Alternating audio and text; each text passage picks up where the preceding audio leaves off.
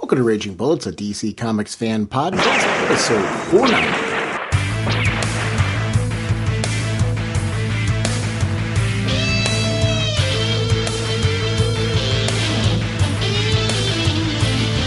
Welcome to Raging Bullets. I'm Sean and Dr. Norge. I'm joined by my co-host Jim, the sensei of the whatnot Segulin, the Duke of and the elder statesman of the podcast.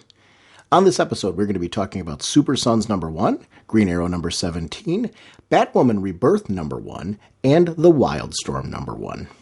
Without further ado, let's get right into the episode. We are proud members of the Comics Podcast Network, the League of Comic Book Podcasts, and the InfiniteComics.com podcast partnership. Sponsoring us once again this episode is DCBService.com and InStockTrades.com. We're at DCBService.com. I'm a big fan of statues and collectibles like that. And besides collecting comics, I like to be able to pre-order the statues that I want. I'm looking in particular, they've got the Batman versus Harley Quinn battle statue. This is a $375 statue. It's 32% off, only $255. If you're looking at statues, a lot of times the choice between getting one and not getting one winds up being discounts that you can get along the way. Besides that, I'm a big fan of Gotham. They have the Oswald Copperpot. I'm making up new words now. The Oswald Cobblepot Artifact statue. These artifact statues are incredibly detailed if you haven't seen them before. This one's $64.99 regularly, 20% off, only $51.99. The Wonder Woman statue by Frank Cho, the cover designer, is actually $150 regularly, 32% off, only $102. Being able to pre-order these and get them at a discount, a lot of these things wind up being very hard to find after the fact, and if you do find them, you're paying a premium to get them because of the fact that they become hard to find. So remember, when you're looking at DCBService.com for comics, make sure to look at all the collectibles that you want to get and try to pre-order things that you're hard time finding in the future. Over at InStockTrades.com, they always have their deals of the week, and those deals of the week are 50% off. And they have the Harley Quinn trade paperback volume 1, 50% off, only $8.49. Jack of Fables, if you ever read this book, they've got the deluxe edition hardcover of these. If you haven't picked up Vertigo books, these deluxe edition hardcovers are awesome. 50% off, only $19.99. JSA The Golden Age deluxe edition, 50% off, only $17.49. Justice League of America Power and Glory hardcover, 50% off, only $14.99. So if you've been missing some of these collected editions, to be able to go to InStockTrades.com, get them at half price. It's really, you can do 2 for 1. Grab, a couple books that you've been missing, and it's a great chance to catch up on some reading. So thank you, DCBService.com and InStockTrades.com for supporting our show. Mr. Segulin, what kind of a podcast are we? Raging Bullets is a spoiler podcast. We go in depth into plotline, story twists, and whatnot of the comics we're discussing on today's show. So if you haven't read the books, you may want to come back later so you can better enjoy the show. Let's talk some comics. Reaching melting point. Not sure we can make it. I do want to shout out the Staunch Ambition Kickstarter before we start out this particular segment. We're big fans of the book. Issue #2 has its Kickstarter up and running right now. If you haven't had a chance to check it out, go ahead and check it out. We are going to have Brian Lau on the show to talk about the book, so that's going to be up and coming. I want to talk about the Kickstarter. I actually would like to have him come on and talk about the Kickstarter process. He had a successful Kickstarter for the first issue, now is having a Kickstarter for the second issue, and it'd be great to talk to him on the show about it. But please show our community support by checking out the Kickstarter. If it's not for you, and sometimes, some books, maybe they're not your cup of tea, please make sure to shout it out elsewhere. Tweet it out. Get it to friends of yours. It's a great sci-fi epic. The first issue really blew me away. And it's very easy to grab it right now from the website, but also from the Kickstarter. The Kickstarter is designed for you to be able to come on as a new reader and to be able to grab all the issues, or just support issue 2 if you already supported the last one. So please make sure to check out that Staunch Ambition Kickstarter. I'm a big fan of the book, and we're going to be having Brian on the show to talk about it, actually, in a segment on our next episode as a part of our regular comic chat. Our first discussion will be on Super Sons #1, the story and words by Peter J. Tomasi, art by Jorge Jimenez, colors by Alejandro Sanchez with Rob Lay as letters, Jimenez and Sanchez on the cover, Dustin Nguyen on the variant cover, with Paul Kaminsky, associate editor, Eddie Berganza, group editor, and of course Superman was created by Jerry Siegel and Joe Shuster by special arrangements with the Jerry Siegel family, and Batman was created by Bob Kane and Bill Finger. I was excited for this one. I mean, this was one that I kind of, you knew this was going to hit it out of the park, right? Yeah. Just because the creative team and all that. So I don't want to say it was a surprise because it sure wasn't. You know what I loved about this? How fun it was. DC's not afraid to have fun right now. And I think it's important when you take a look at a portfolio of comics that you have out there to have some books that just aren't, they're funny. They're supposed to be funny books. But here's what was great about this. It's a great story of two friends who I'm really growing to like together. They antagonize each other. It's kind of like us. You know what the thing is? The thing that, you take a look at Damian, you take a look at John, and you can relate to them. You were those kids at some point, or you had friends that were like them. Yet they're these superheroes, and they're having these adventures that feel very contemporary, and they're likable and dislikable at the same time. I love seeing their power sets grow. This makes me feel like a kid again when I read this, in the sense that I remember being back when I was a kid, reading Teen Titans, reading Superboy, these younger characters, and seeing them, whether they were younger versions of our main characters or they were their own unique characters. I really enjoyed reading these characters together. So it's great to see a new version of them for a new generation. I'm part of that new generation, though, because I adore this book. It's one of my favorite reads in a while. I mean, cover to cover, it just was fun. I love that word is becoming such a big part of my vocabulary again in reading comics, because I do feel like we're having a trend now of just some comics that are really kind of bucking the dark trend, still having depth to the stories, still having, every bit of the great character development, the drama, all the pieces that you want, but at the same time being fun. Just really, I grew up a Spider-Man guy. I've in recent years, I love books like Invincible, for example. These are books that aren't afraid to have a good time while telling deep stories. This is one of those books. It's a special book. This is one of my favorite. I don't know where you're at on this one, but this is one of my favorite reads in a while. Yeah, I was pumped for this book. One, just the characters, two, creative team. I was like, this one, it was one of those things. This is one of those where I'm not surprised to say how much I loved it. And one of the things I'm really digging is the fact that this creative team understands these characters, and we are getting just these wonderful Damian moments. Come on, I love Damian. The little monster is so absolutely wonderful, but John is just the coolest. I love the younger version of the heroes. You got the young Superman who's standing up to the bullies, defending his kid. Then you got Damian who's, come on, if half these moves were Bruce moves, it was perfect. I was like, it was one of the things that really just truly hit home how much these characters are their father's children, but they are they are themselves. They're not just, Superman or Batman put on the copy machine, hit reduce. They are their own individual entities, but you see so much of their fathers in them that it's just one of those things that I'm like, that for me is what really hit this out of the park, because they feel like they should feel to me. This is how the son of Superman and the son of Batman should act. And I love those moments that, what I have in my head, how they should be is exactly how I'm seeing it. Plus it continues with what I know of these characters. There's nothing jarring, nothing, none of that. 100%. You just continue perfect, of the stories being told here as they're being told elsewhere. It's one of those things that I'm loving about the DC universe right now, is that it is that true universal feel. These characters are in multiple titles and they feel like the exact same person. And that's, especially in this book, these two are just absolutely wonderful. Group hug, Jim. Group hug. I said, no. I don't know what you're laughing. Jim, I said group hug. That was a great creepy opening sequence, and I loved that didn't really play off much in this story. I like how, it was an introduction kind of setting you up for where this arc's going, but we haven't quite gotten there yet. I agree with you. Seeing the two of them together in those now sequences where you see Damian on the back of Superboy as he's running through, I really like seeing how our characters, as I'm enjoying them more and more, are really developing. We get to see them have lives outside of being superheroes. Damian in disguise, being the bus driver, was one of the best things in the world. And it turns out he wasn't just a bus driver, he was a substitute teacher. And how could you teach them that? You're responsible. Dude, I knew that at 5. That was great. I just really loved the way that they were playing off each other. Damian being such a cocky person and John being just so likable. He really is sometimes you can make characters that are supposed to be likable and they somehow fall flat. John is great because he's this kid who is Superman's kid.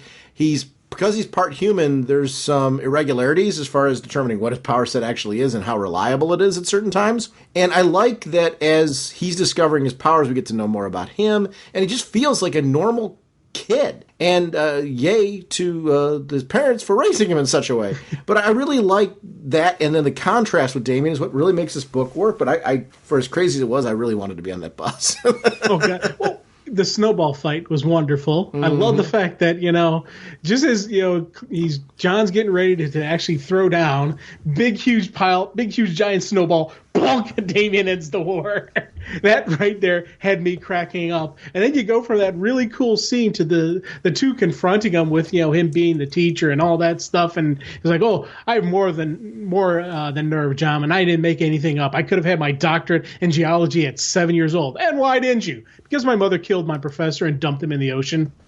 Love that line right there. I was like, damn, that is awesome. That's one of the great things about the lines in this book, because with Damian in particular, when he says stuff like that, you're like, what's real and what's not with this kid? And that makes it fun as well. I want to see more as this book goes on, a development of a cast of characters. I'm looking at the art piece. Actually, I do want to reference one thing with Damian's costume when he was dressed up as a bus driver. I love that he was on stilts. Yeah. The attention to detail with the fact that his boots were actually under there and he had to be on stilts in order to raise his height. There were little tiny art pieces in this that were done to add a layer of the fact that these are in fact kids. They aren't adults, but Damian poses as an adult, so he has to compensate for it. I just thought those little touches, you didn't have to see them. They could have actually shown Damian from the knees up and we wouldn't have mattered. I really appreciated the fact that they went and did that. Well, and I like, and it's funny because we have that height thing where we keep getting John referencing to Damian how he is taller than him, and making short jokes throughout this series. Just that little bit of nipping at each other, which, again, they're kids. They're going to poke fun. It's got this, you have this brotherly type of interaction between these two, and I love that. Yeah, that part's really interesting. I like that they do what Tomasi's known for in his writing, and that's doing these moments where you get family moments, like the Bat Cave. I mean, that was really great to see that play out. I got to tell you how much I'm digging the Batman costume now. I think the more that I see it done by different artists, the more that I'm really having that costume grow on me in the way that it's laid out. But time to carve up. Thanks for the pivot point, Pennyworth. The interplay between Alfred and Damian has always been one of my favorite things, and I'm really glad to see that taking place inside this book as well. Yeah, one of the little thing, attention to detail, I love the fact that Alfred still has his one hand hidden. You notice how he always has that one hand. That was the hand that got cut off, hidden. That was taken care of already, though. Was it? Yeah. He's got a reattached hand. That was all taken care of. Bruce Wayne took care of that. I don't remember that. Yeah, you look back in the comics. That was taken care of shortly afterwards. He doesn't have to have a hand hidden anymore. Oh, okay. I don't remember that. I'm going to have to find which issue that was and reread it. Yeah, that was taken care of after Bruce's memory came back. So I'll forget. I'll have to take a look back, but that was... Yeah, I'll find it. But, okay, completely derailed that conversation. Sorry. No, it's all right. You know what? Honestly, but that's part of the... sometimes there's things like that it was such a throwaway thing. It was done real quick because they didn't make a big deal about it. Like, they didn't have an issue devoted to, finding Alfred's hand. Yeah. It wasn't like a big detective mystery or anything like that, and the Joker had it, and he got it from Two-Face, and Two-Face got it from the Penguin, and Batman had to shake them all down to find out where that... It didn't work like that. It really was a thing in passing. The Kents, and seeing them on the farm, and they're talking about the bullying.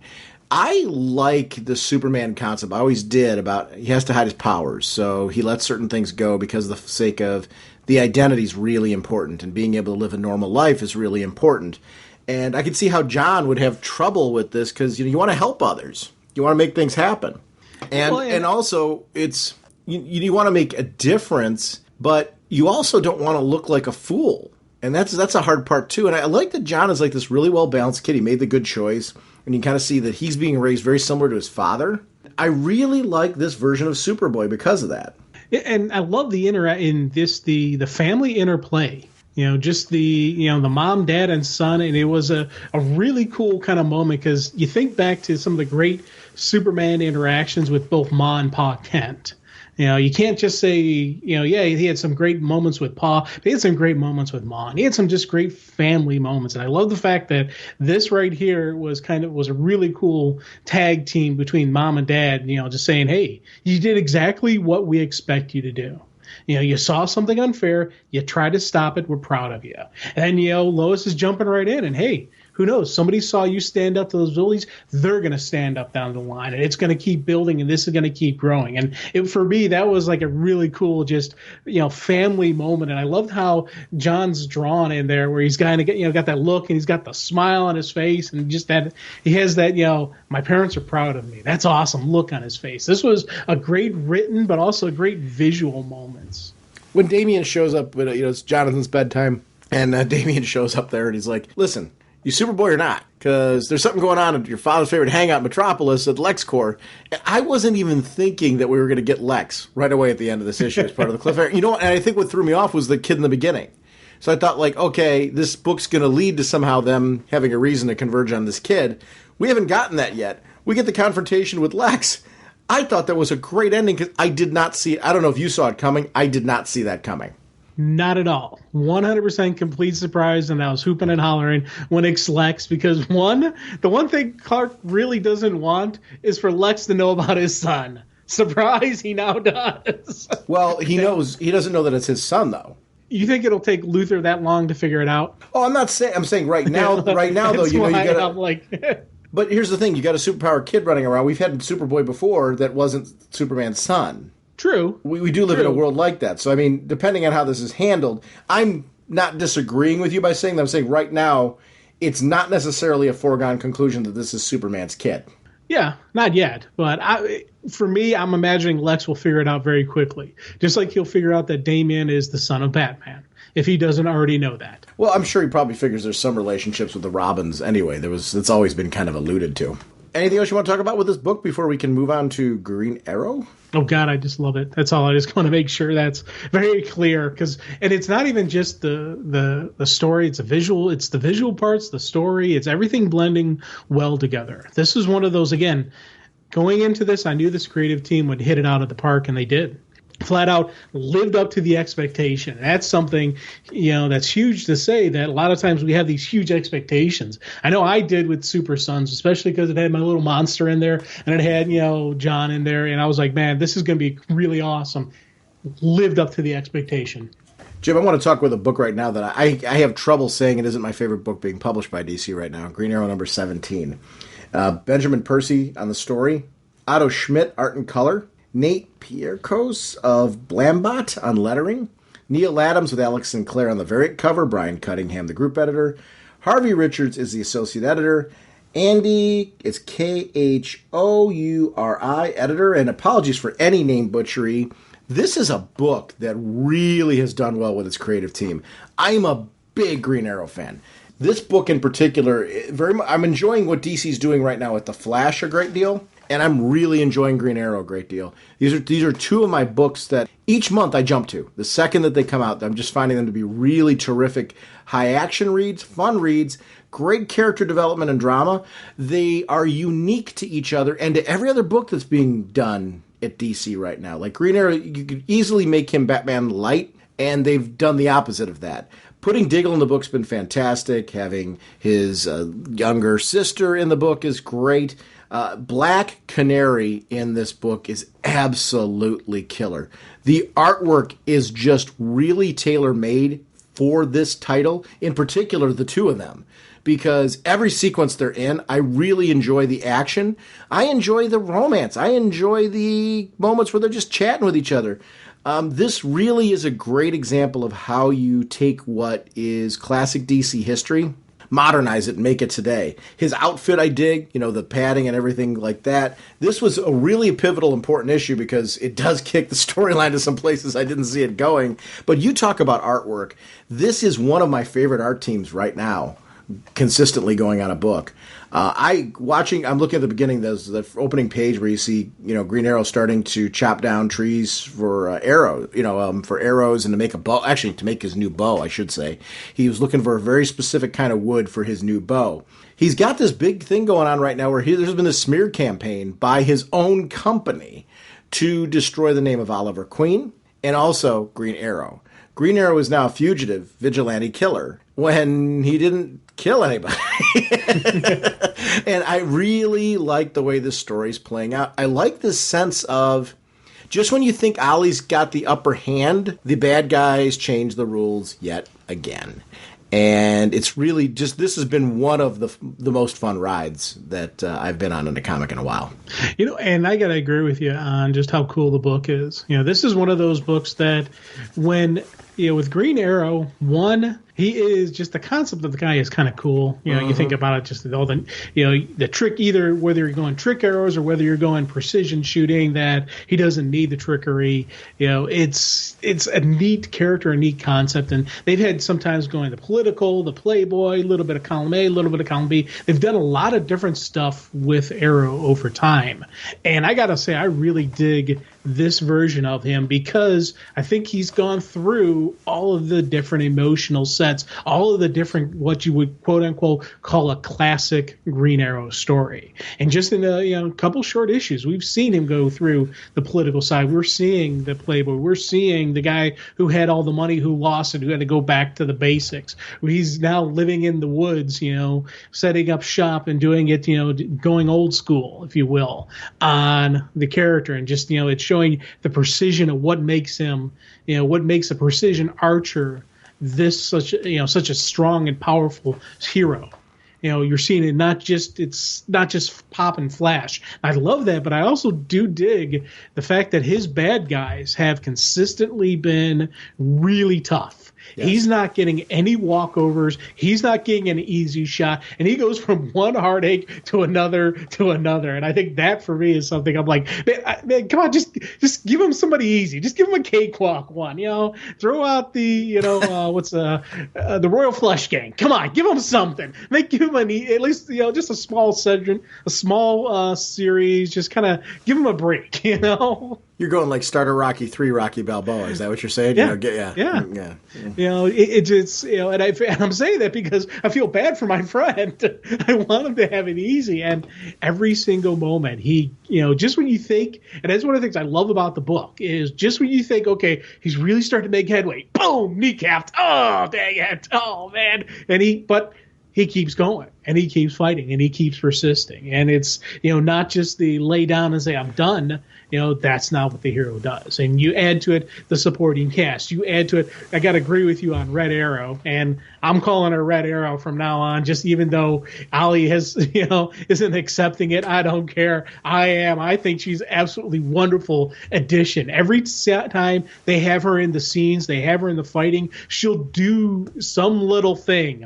And it's, the way they'll draw it, you're focusing on one thing, especially like her delayed arrow shots. I love every time she does that, where she shoots the arrow in the air, and she times it so the arrow drop will hit where the target's going to be. I love seeing that because they pull it out there with her constantly. And again, it's one of those things where you really need to understand the precision of an arrow to be able to shoot the arrow straight in the air just to have it hit its mark, where the exact moment you need it to go. Those are just some of the stuff I love seeing about her and him and their interaction of the brother-sister. Once again, very solid brother-sister type of relationship going on here. Yeah, that's one of the things that I've really enjoyed about this book is the relationships, not just with the brother and sister, but with Diggo, with Black Canary, with the police, and with people in the company. And I like how they're ever changing, and people you think are friends can become enemies quickly. There's a lot of intrigue to this book. Chief Westberg dying at the beginning of this, when the end of last issue, I was like, wait, they're doing this to him now? Like, he just literally got a friend. I mean, Ollie needs a friend. And now he doesn't have a friend. He's friendless.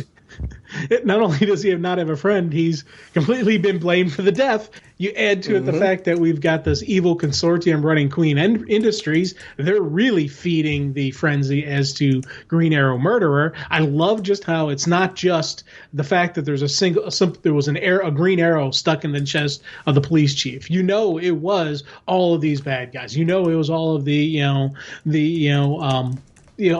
well, all of his quote unquote friends, his old friends from Queen Industries, who are really, playing the game and putting the cops against him. I love the fact that it's not just one little piece that's causing the hatred. It's multiple layers on multiple layers, political intrigue, as well as a little bit of, hocus pocus. Yeah, watching him craft his weaponry and then seeing him on the hill with that, I liked that, he had politicians trying to help him. They were taken out. It's, and to the point where, man, this is a cult you do not want to cross. No. You get branded. That part really, as we're going on, you wonder why people would even help him, because everyone who helps him gets hurt horribly. I mean, this is not a guy you want to lend a hand to, because you might lose it. You lose more than just a hand. Oh, yeah. Oh, that is just horrible, just the branding. And that was just the beginning of the torture. Yeah, and that was and honestly, at that point, torture for what purpose? Because when you think about it, what is the purpose of the torture? Is it that's the thing I always wonder, is this more than just torture? Is there some ritual going on? Are we going to get some mumbo jumbo, some mystic magic stuff happening here? I think that's one of the things I like about these villains. Again, these are solid villains that are really tough. That it's you do something here. You think I'm making some headway here. No, you're just that's just the tip of the iceberg. You've got a lot more levels, a lot more that you're dealing with here. And these guys, man, we got a nice level of strategery going on with the bad guys. This is something, they're not just on one level. There are multiple stuff throughout the city. They own and run this city. This is going to be one of those where for the good guys to win, they're going to have some serious uphill battles. We're dealing with multiple story arcs before they can start seeing the signs, of life. And even then, it's going to probably be kind of like Court of Owls type of situation, where just when you think you've won the big battle, there's still so much more out there. You may have won this battle, but you didn't win the war. It's still out there. Still out there. And I think we're going to get long-term dealings with these guys in Ollie. Yeah. I think that's going to be one of the things too. And I agree with you. It's going to be long-term dealings.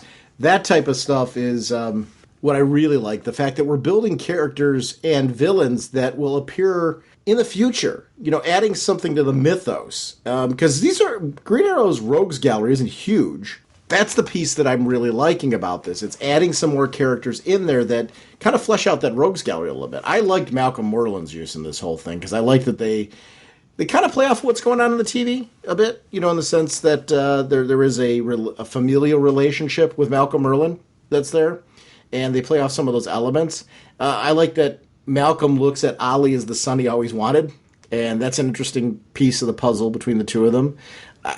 I really like when you have a relationship like that. You're like, I kind of get it, and I kind of don't. I'm looking at that page, the beautiful page, where they're at that Rainier Wilderness, and you get to see that this art team is just really, really one of my favorites right now, because I love their landscape. I'm like sitting there, well, that's a cool little landscape sequence. I'm rambling on right now, and I'm taking a look at this and getting caught up and captivated and seeing them going out shooting. What a really well put together book.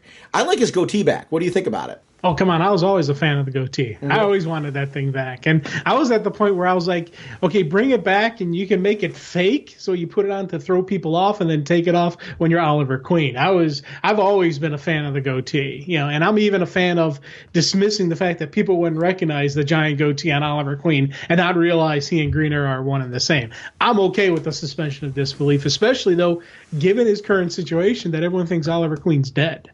He can have the goatee. He can do a lot of different stuff. And I like the fact that we're seeing it. Again, classic elements of Green Arrow. And for me, the goatee is always going to be the most classic element that you can bring into it.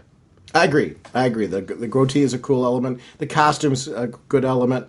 I really just like the way that this book plays out with action. Canary is really, really incredible. She's a character who's been an interesting one that I think since the New 52 started, they've been trying to figure out who she is. I've liked the character, don't get me wrong, so none of that is a knock, but I think she's one in a strange way, very similar to Ollie, they've had kind of an identity crisis with. Like, who is she? And this book answers those questions. And by going back to the core of who she's always been, duh. And it just works really, really well. And there are two characters I think that have really benefited from this rebirth.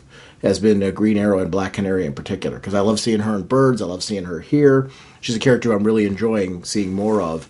And they seem to be very consistent between books, which is also well done.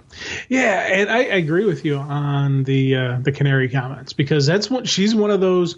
You think back to a while ago, pre-New 52, pre-New when she was the leader of the Justice League. We had that really cool Canary going on who stood toe-to-toe with the Trinity and didn't even bat an eye. Walks into their private sanctuary, goes, oh, let me bring my own chair, and sits down with the chair, and just she, had that strut. We're getting that same type of person who has that same type of strut again.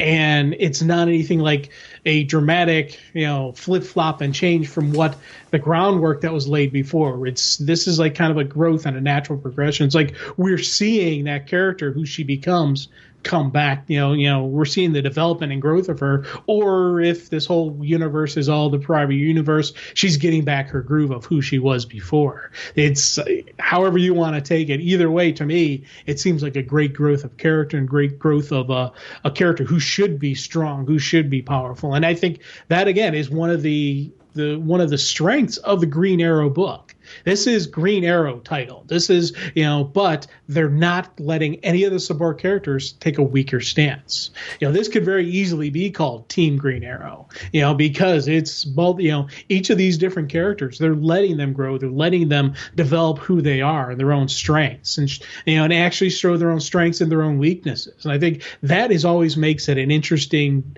viewing when your character isn't perfect, when they have their flaws, and you're seeing all these different character flaws in all these different people, but they all have that common, goal of that common belief of I've got to do the right thing. I've got to step up. I've got to protect my city. I've got to protect my friends. I've got to protect my family. And I love seeing that those hero moments in these flawed people, coming together. You mentioned hero moments and flawed people. That's kind of been Ollie's MO all along, though. Classic Ollie has always been that character that you love him. You love following him. He's going to screw up. Yeah. And usually it's going to be in the area of romance. But in this book, we're seeing a lot more of that with the people around him. And Roy in particular. They've been alluding to Roy. Roy is a character I do want to see more of. Well, issue 18, I guess he's coming back. Yeah. So, again, it's, and Roy, Ollie, just that whole relationship, because we're seeing Roy in Titans kind of get his groove back. We're seeing him kind of get his footing, and, he's one of those characters that he had his fall from grace. He had his slips, his stumbles, but he's been slowly building himself back up again. So I want to see Roy and Ollie together. I want to see how these two interact and how these two do, how they handle each other. Now, question for you. Mm-hmm. Ollie's got Malcolm Merlyn damn near killed. He's got the arrow in hand, ready to moving in for the death blow, and Diggle stops him. Now, the question is, one, should Ollie have killed Malcolm Merlyn? And what's up with Diggle? No, but a lot of people would justify that he probably should kill Malcolm Merlyn, mainly because of the fact that it seems to be a common thorn in his side, but that's what makes him a hero, right? Diggle? That's a history piece I want to see. Where did they intersect, and what did Merlyn do? Ultimately, I'm guessing that Diggle being benevolent is not necessarily returned, so I'm anxious to see what the story is and what Malcolm Merlyn's really been poisoning. Yeah, see, it's funny because there's certain characters that if they ever killed, I would be upset. Mm-hmm. Ollie is one. I think I would have been okay with it. If he had actually driven that arrow in his chest, I probably would have been okay with it. Just because who Ollie is, and especially who Malcolm is and what Malcolm's done and all this stuff, I don't think I would have had that big of an issue. Had this been Batman on Joker, no, I would have been upset by it. Had this been Superman on Luthor, no, I would have an issue with that. But for some reason, I think with Ollie, I would be okay with it. And part of it, I think, is we've seen the stories where he's been the hunter. We've seen the stories where he's been the killer, and he's had to go across that line, and he's had to do the dance. So I think Ollie is one of those characters that can get a pass on murder for a reason. killing the bad guy for a deep rooted reason, Ollie could get the pass on it in my book. But again, I think there's certain heroes I'd be okay with him doing it. It's interesting with the whole bow and arrow thing, how you kind of give yourself a little bit more leeway when he's not using boxing gloves, right? Obviously, That's where the boxing glove concept came from. He is one of those characters I really love for that. I'm anxious for the Diggle thing. You said I owe this man. I love Ollie sitting there like dumbfounded. I did like at the end, too, the reference to Star City. We got a reporter who's looking into everything that's going on and finds out the Queen Industries appears to be at the center of what that star is. Not a throwaway. We're going to find out more about that, and I can't wait to see. I want to see Roy in this book. I am really excited to see Roy in this book. Yeah.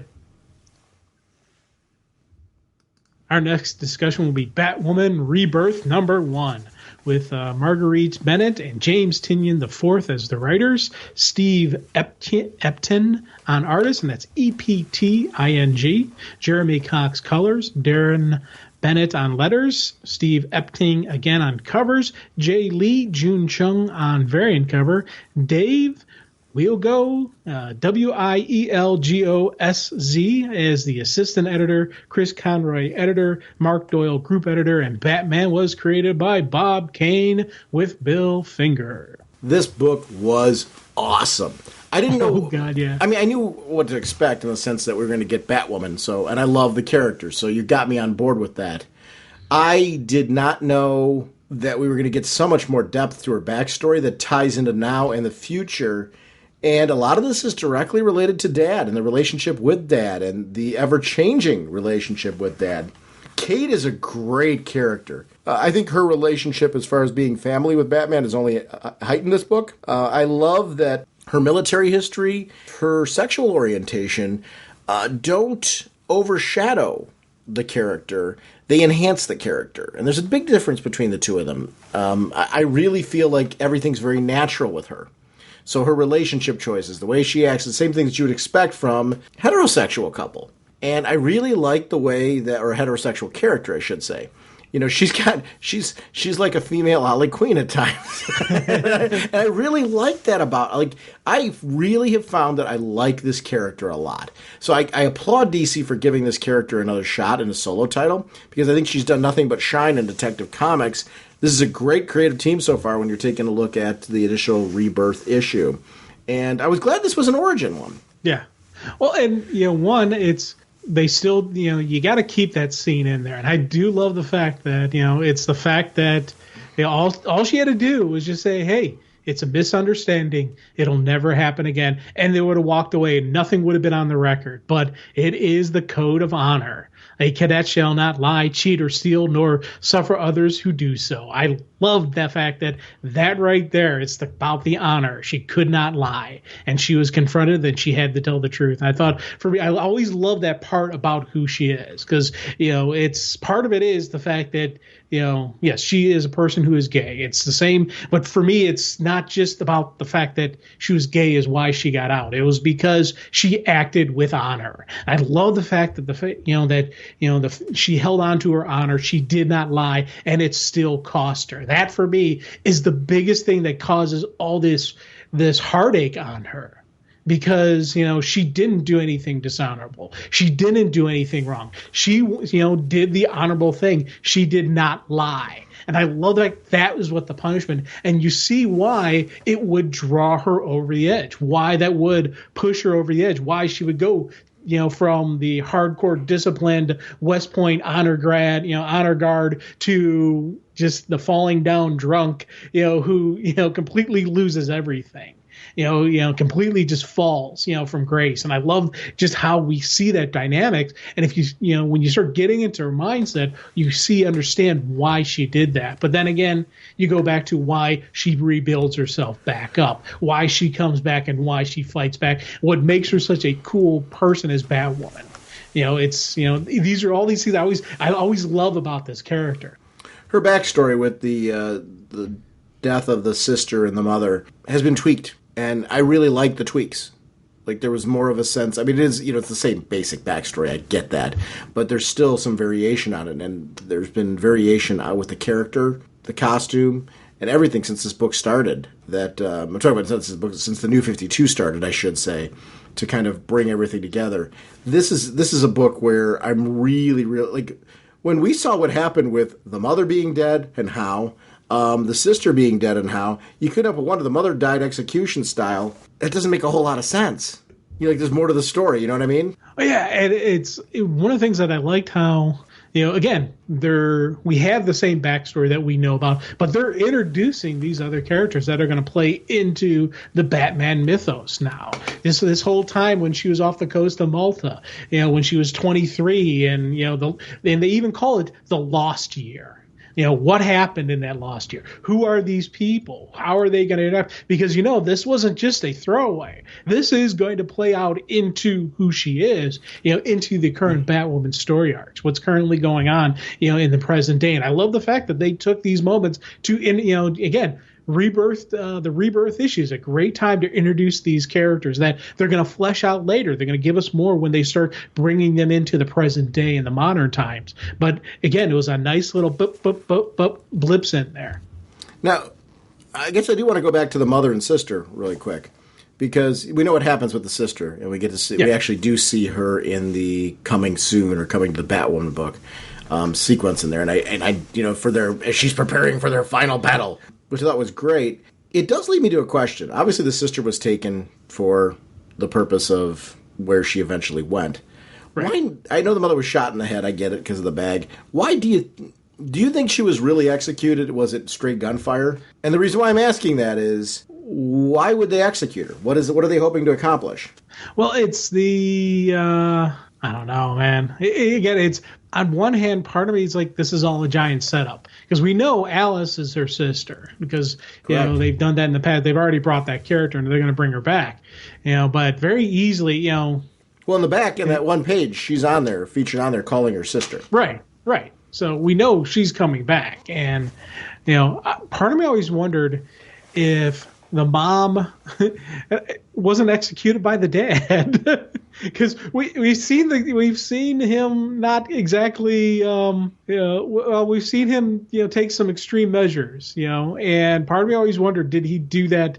Is the I don't want to say he's, because I always hate calling him a bad guy, even though he technically is a bad guy in the story throughout, the Detective Comics, and we see him, the level that he's willing to go through for what he believes is right. Could he have actually ordered or pulled the trigger on his own wife? And for part of me wonders if they don't show, part of me thinks they're showing that scene with the mother tied up, executed style, just to show the conviction in Kate, where it comes from. But part of me wonders, are they laying that as a groundwork for a future swerve?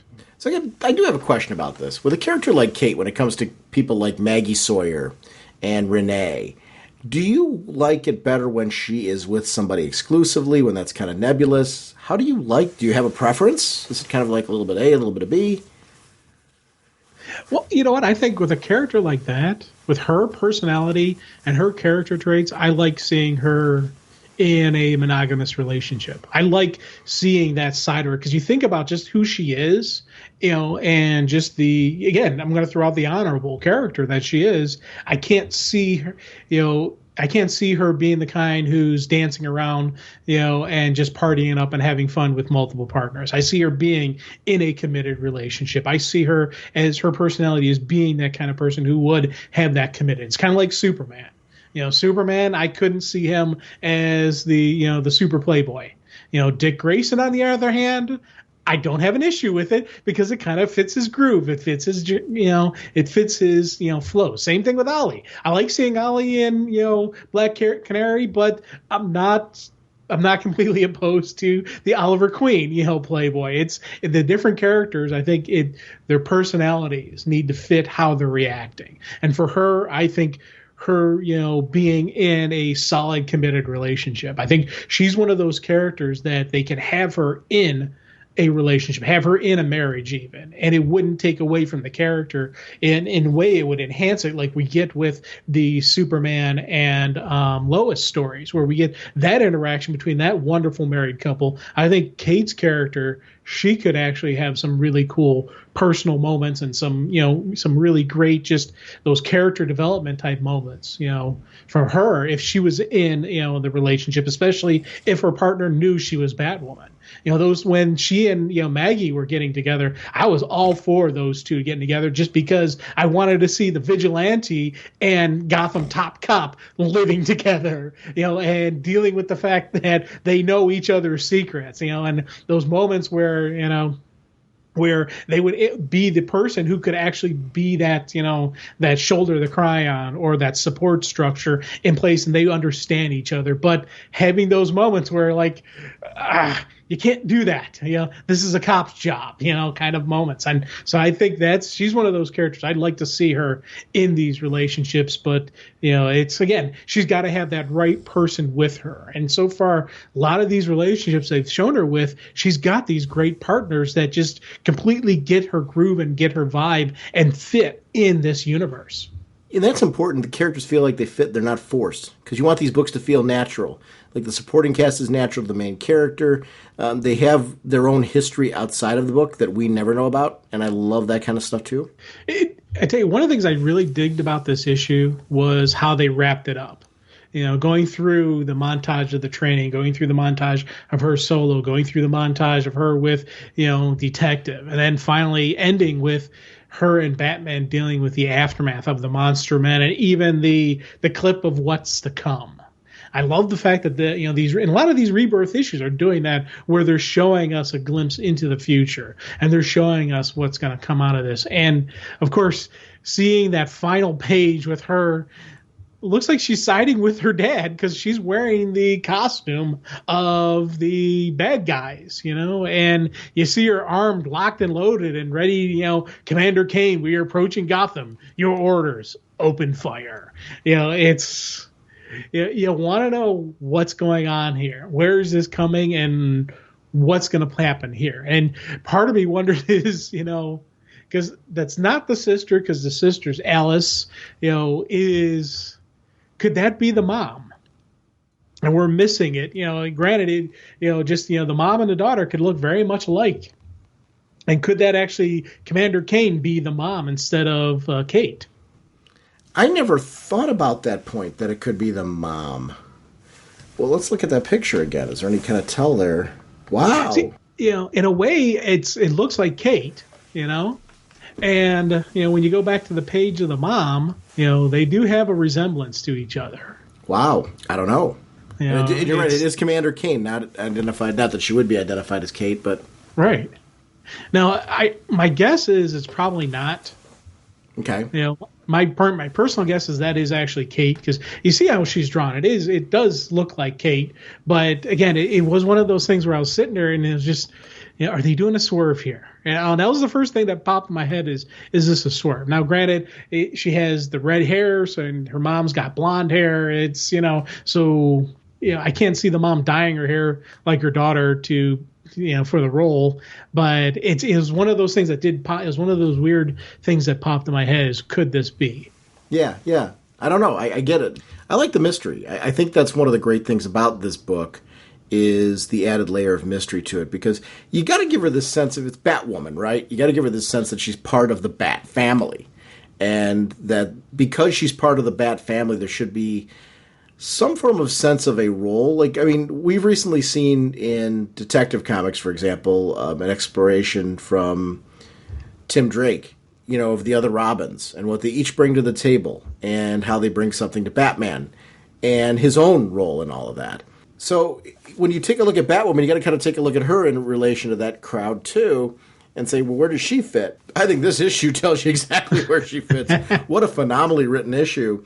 Has me really excited for the series, and I hope this one really does a nice job. And, that does make me think of something, because when I'm thinking about this book doing well, what I mean is doing well in the marketplace. Because we've seen Batwoman attempted more than once now. Do you get worried about books like this when they go onto the market, knowing that it had a tough time before? Because I think it's coming off of a really great Detective Comics run that's going on right now. This is, if you're going to launch Batwoman and really get the crowd behind her, keeping her in Detective Comics is a smart move. Having her here in her own solo series is also a smart move. Do you think this book, at least, it's hard to tell sometimes with this Rebirth issue because of what it's trying to do. I see a lot of potential here for this to be a really great series. Well, I've always saw a lot of potential with Batwoman, especially you give it the right creative team backing it, which they right now have. We're going to get some pretty cool stories, and we've seen her, the right people in charge of Batwoman can give us some really awesome stuff. So I'm hoping that we can take the groove and the fire that we've gotten from Detective and take that nice push into the solo and, really give her a good run and a good solid backing. It's one of those things that I always worry when you have these solid female characters that, because I think back to when I was a kid, when I was young and stupid, as opposed to now when I'm old and stupid. But when I was young and stupid, I wouldn't read a comic that had a female lead. Just because I was like, oh, that's a girl comic, I admit I was an idiot, but, now you look and you see just the diversity that these stories can give you. And I'm not talking diversity as in, oh, look, we're being equally included. I mean diversity in that you can tell a different story that within Batwoman that you can't necessarily tell in Batman because they're two different people. We have such a solid development of who Batwoman is, who Kate is right now, that they're going to be able to tell stories that are exclusively only told for and about her. And I think that, for me, is something I'm very excited for, that we're going to get a Bat. We're going to get somebody who is worthy of the mantle of Bat, but it's going to be a different story than Bruce Wayne. It's going to be a different story than Nightwing or any of the Robins. This is Batwoman. This is who she is. And I think, for me, I'm very excited and very hopeful. I hope others, will be as equally excited and will give this book a try. Jim, our final comic chat this episode is going to be The Wildstorm Chapter 1. Writer is Warren Ellis, artist John Davis Hunt, color by Ivan Placencia, letterer Simon Bowland, John Davis Hunt on the main cover, variant covers by Tula Lotte, Jim Lee with Scott Williams, and Alex Sinclair. Assistant editor is Brittany Holzer. Group editor is Marie Javins. And apologies, because I know there's a lot of name butchery there. This was an interesting one for me. I was very excited about this because I've seen Wildstorm relaunches before. We have actually addressed one and got to enjoy one that Wildstorm won a while back on the show and really address. These are characters I've always liked. When Jim Lee and the crew and everybody went over to Image and they started creating their own lines within Image, you got to see some interesting creativity and creators kind of branch out and create their own universes in some cases. Rob Liefeld was doing his own thing as well. There's, the original Image crew that created it. Now it's coming to a head where we haven't had anything from Wildstorm in a while. Now I'm taking that it looks like it's going to be a 24-issue series, if I'm reading this right, because this is chapter 1, and on the cover it says the one in the red. So I'm wondering if this is going to be like a 2-year maxi series, if this is how this is happening. I'm making a guess there too, by the way. I'm not saying I know any of this. What was your experience with this? My experience was interesting because the first issue, I liked it. I don't want to say, I will say I wasn't blown away. It was an introductory chapter, so I wasn't necessarily meant to be.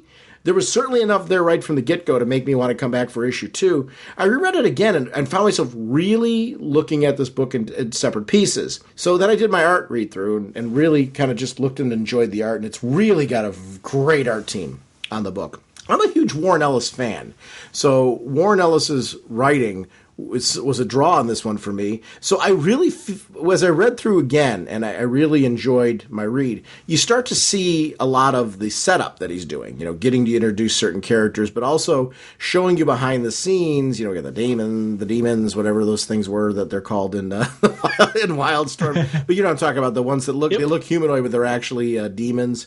So we got them out on the table. You have the stuff that's going on with Angie, where she was human, and then all of a sudden she turns into this, they think it's an exosuit, but it's an inso-suit, whatever you want to call it.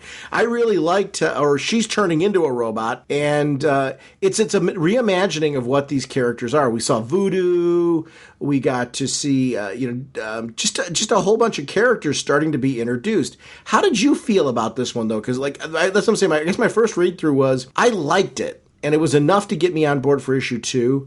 I wasn't blown away. My second read-through and third read-through, the art and then rereading the story again, I'm in a different place. I'm very excited for this book. I'm still tentative because I don't feel like I've been given enough yet, but I think that's by design in the way that this story is being told. You might be in a completely different place than I am, though. Actually, we're very similar on this one.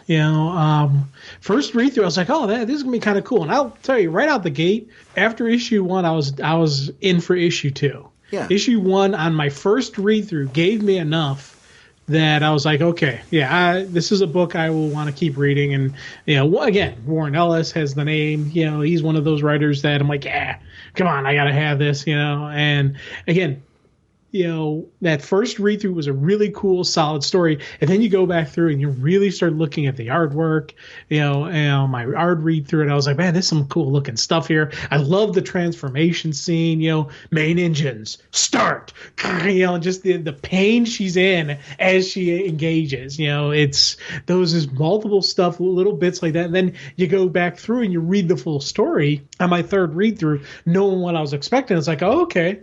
Yeah, they're building multiple levels of multiple stories here, and I didn't notice that 24, to be honest, until you just pointed it out. I was actually hoping this was going to be a long running series and not a maxi series, though I understand what you're saying with those 1 through 24 along the top cover.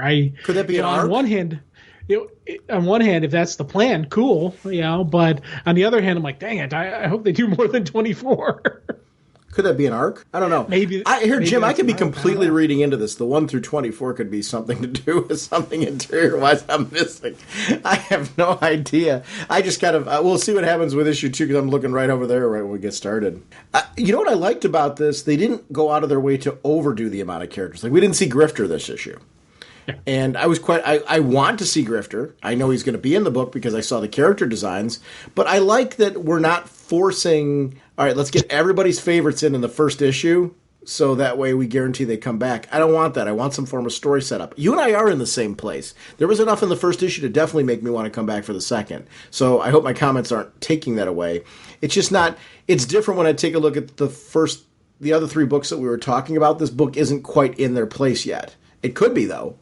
I definitely see the potential for this book to be one of those books where I go, man, dude, I can remember when I was talking about issue 1, I was like, oh, it's a good book. I'm not quite there yet. I mean, it's I think the first issue, though, the purpose is to take your reading audience and say, do we give you enough to make you want to read issue 2? Other things can be setup pieces that are deliberately there for the purpose of, if we can get you to issue 2, there's things that we're putting behind you right now that are going to really help you. That's a mission accomplished. Yeah. Oh, big time. And I really liked the level of, one, we got a nice variety of characters introduced. We've seen a couple powers. We have a couple ideas where they're going to go, but they did a great job of introducing all these characters that are going to play out.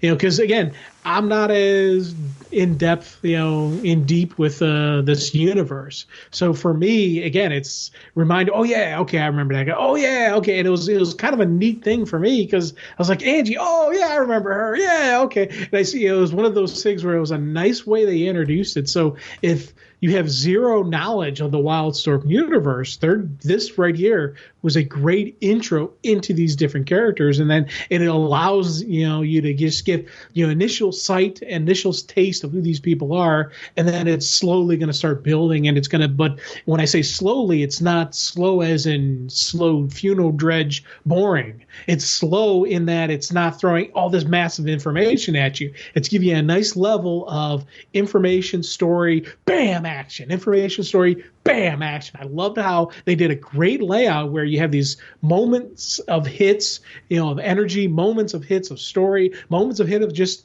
oh, okay, who's that? Oh, that's kind of neat. Who are these two people? It was something that was a great, this right here was a really cool flow through on an issue for an intro. So because we didn't have Grifter in here, we had Zealot.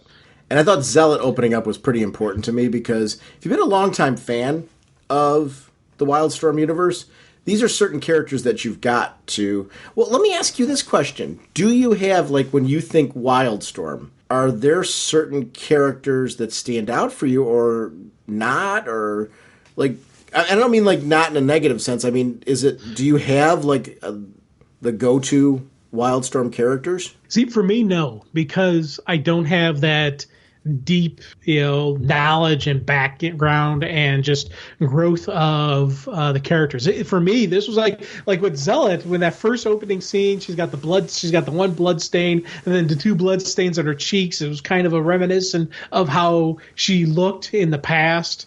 So I was like, wait, I know that character. And they Zealot. Oh, yeah, that's Zealot. Oh, okay, cool. And then she wipes off the blood, and that's not part of her actual natural face. So same thing like with Angie. When they first introduced Angie, it didn't dawn on me who that was until she activated the engine. So I was like, oh, yeah, okay, cool. So for me, I don't have that knowledge and comfort with the universe. But when I see these characters, when they say their names, I'm like, I remember them. It's funny. We talk about this. So this is like a real reboot. This doesn't seem to be connected to anything in the past because it feels like really fresh. For me, that's great because you and I really enjoyed that Worldstorm when it kicked off at DC when they were having that whole universe kick and play. We were really enjoying the quality of the books and the creators that were involved in them. So that ultimately ended. The characters were kind of left, except for Midnighter and Apollo, characters like that were brought back in. We had the Authority book and things that came on, but we didn't really have a full-blown, Worldstorm or Wildstorm going on. So we get this series coming out now, and I take this as totally disconnected from the DC universe. I don't know if you feel the same way, but at least right now it seems to be its own thing. Yeah, I'm taking this is a separate universe altogether, which I actually say I like. I do too. I'm glad that they're doing that.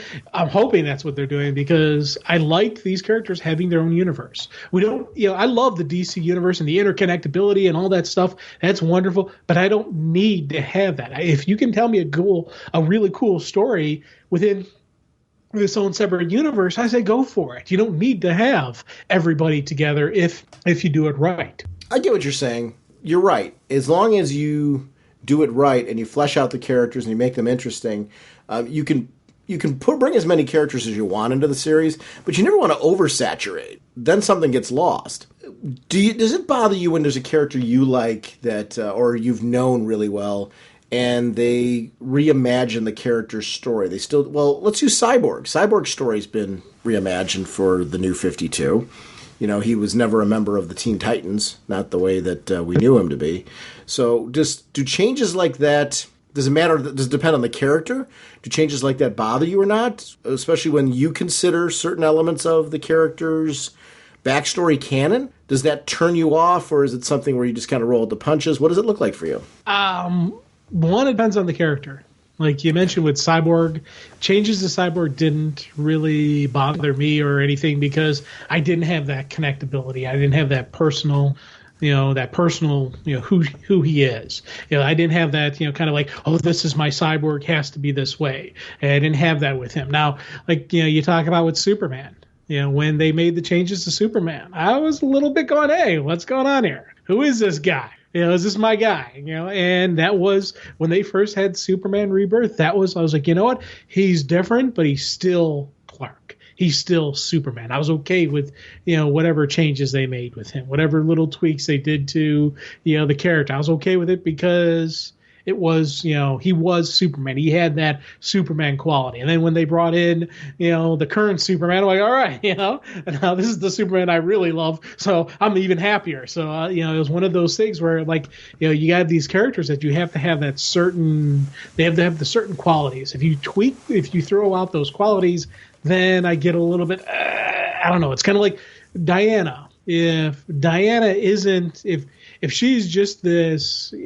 Amazonian monster who beats up people and isn't not only who, she's just pure violence and pure war, I'm not as happy with Diana. I like the fact that Diana has that blend of peace and war, how she is that queen and that ambassador, and she's not just about punching people, where she's going to actually try to solve it through other positive ways, where it's, Diana's greatest power is her compassion and her love for humanity. That's her true strength, and I love when you have the right storyteller telling those stories about Diana and making it about her. making that about her. So for me, that's one of those things with that character. If they just went pure violence, pure death and destruction, I wouldn't be happy. Same thing, Batman, pure violence, death, and destruction. I'm not happy. Batman's the greatest detective. That's, Batman's the guy who prepares for every possible scenario and situation, whatnot. That's Batman. And so those are the kind of things. If they don't throw away those core beliefs in my head, I don't have a major issue with tweaking. Yeah, I agree with you. It depends on the characters and everything like that. This one I don't either. I have more of an attachment because I actually read these characters, I shouldn't say all of them. I read a number of these characters in the Wildstorm, or that are going to be in the Wildstorm, at least initially, back in the old Image days. So it's interesting to me to be able to take a look at them relaunching this and making it more contemporary, because it was a very contemporary universe at its time. I do think there's something when it was clearly defining an era to making, seeing, is it malleable? Can we adjust it to this era? Because that's what these kind of superheroes books are known for. So I'm glad to see first issue in that there is something to read here. And I'm interested in the political intrigue, the intrigue in the corporate intrigue that's going on here, as well as the enemy that they're fighting of this large demon. I don't know. It's a really, really clever book. Is there anything else you want to say about this book that we haven't really gotten to? No, I think we're good. I like Angie's transformation. I do want to see more about that. Yeah. Like, what did she do? What experiments did she do on herself? And I want to see if they can, well, I'm assuming they're going to fix it, make it a little bit better for her, and, make the transformation. I want to see the team come together. I want to see, because right now we do have a team, and we do have these different entities and these different agencies, but I really want to see the team jive, and I want to see that groove. And I do like that, when, you do get that build of a team, mm-hmm. where they become individuals, that moment when they go from the individual to the team, and I want to see that. I like how seemingly a throwaway coffee shop visit turns into the fact that he's actually one of the bigwigs at the corporation, and I like that the assassination attempt was Michael Cray from Wetworks. I'm going to be curious to see how they handle Wetworks at this time, because they were the gold, they had kind of that gold like armor on them, and I'd be curious to see what they do or do not make them do with regards to, are they going to wind up being a part of some experiment? Are they going to go somewhere and have an accident happen? Michael Cray seems to already have things going on with him that certainly has his boss intrigued. I can't wait to see where this is.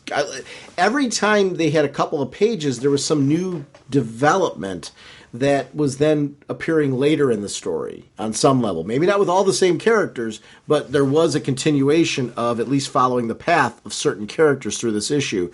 And I felt that's why I really liked the second read-through better, because I had more of an understanding of looking for that, and really enjoyed the second read-through for having the chance to explore along with anybody else listening.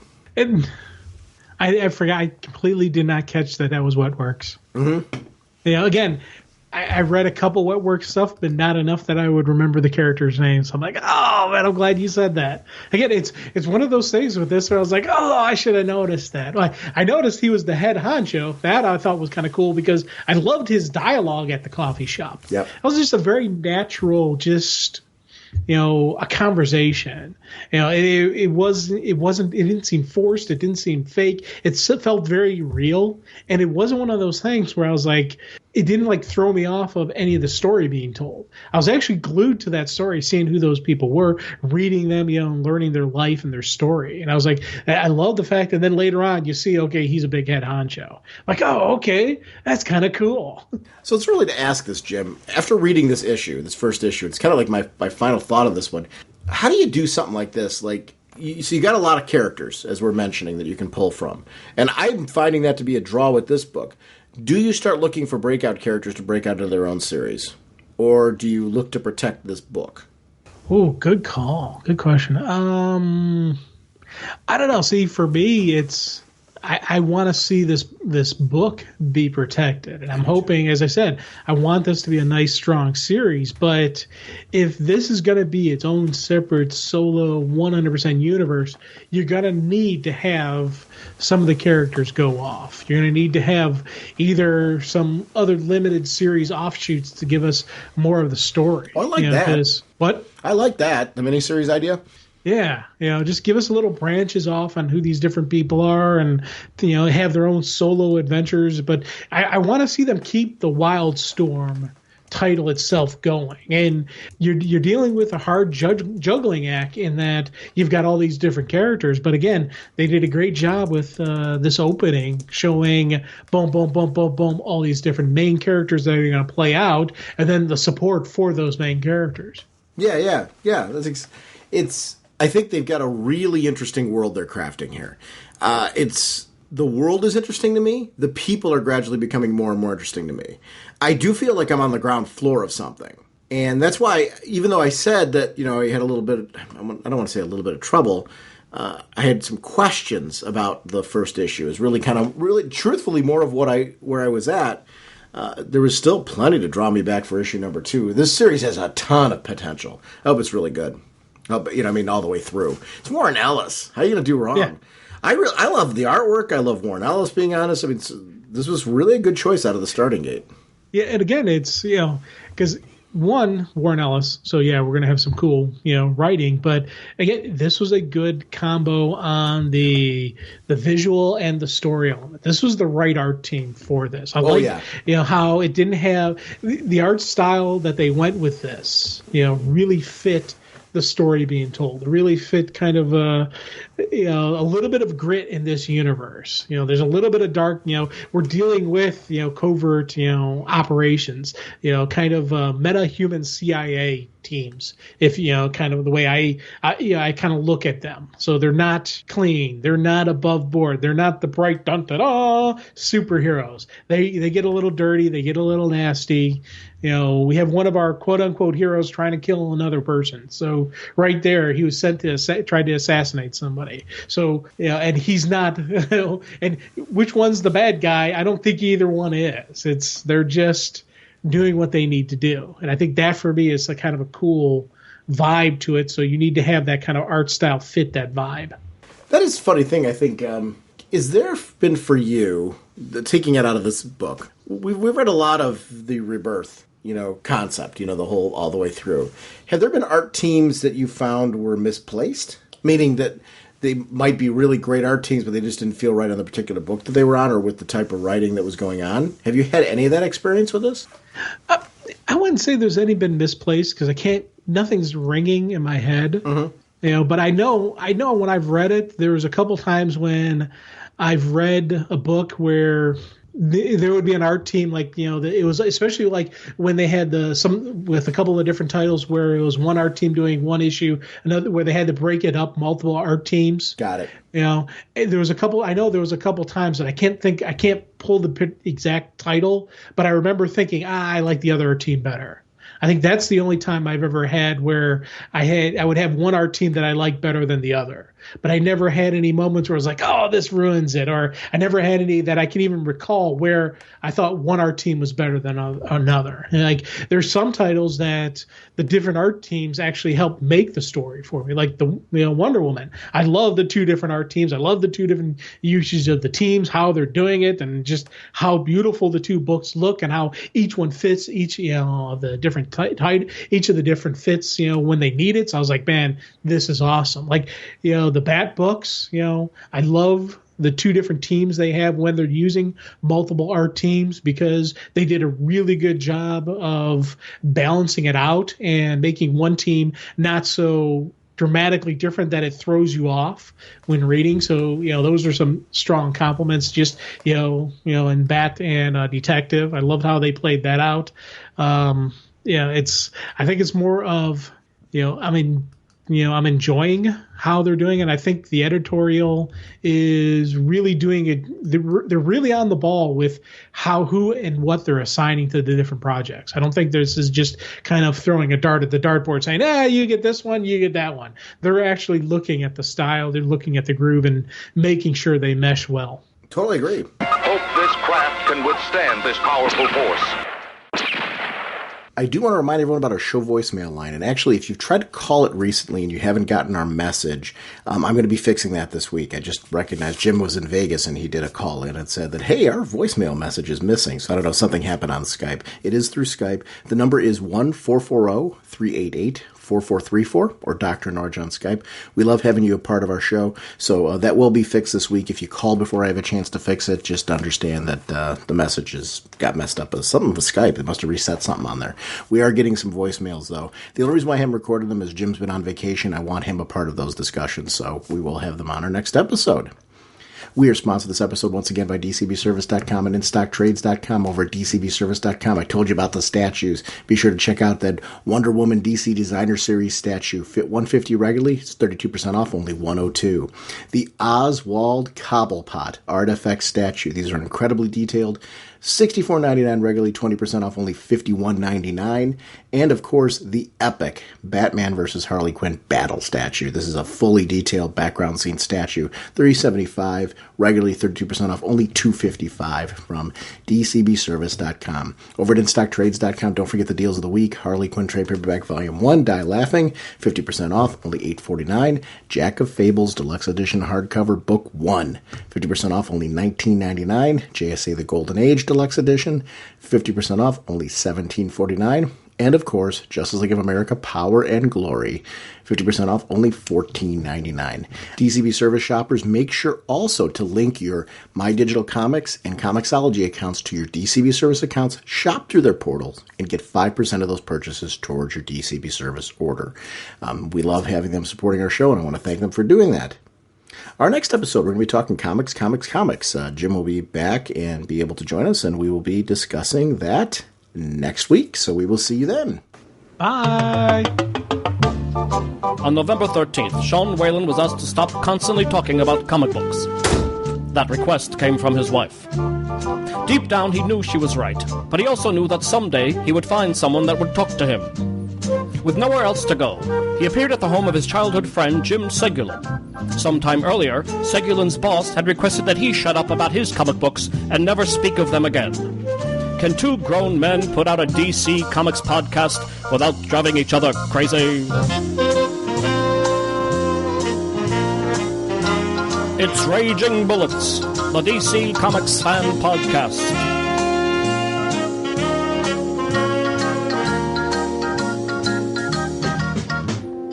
With Sean Whalen as Dr. Norge, and Jim Segulin as the Sensei of the Whatnot and the Duke of You Know.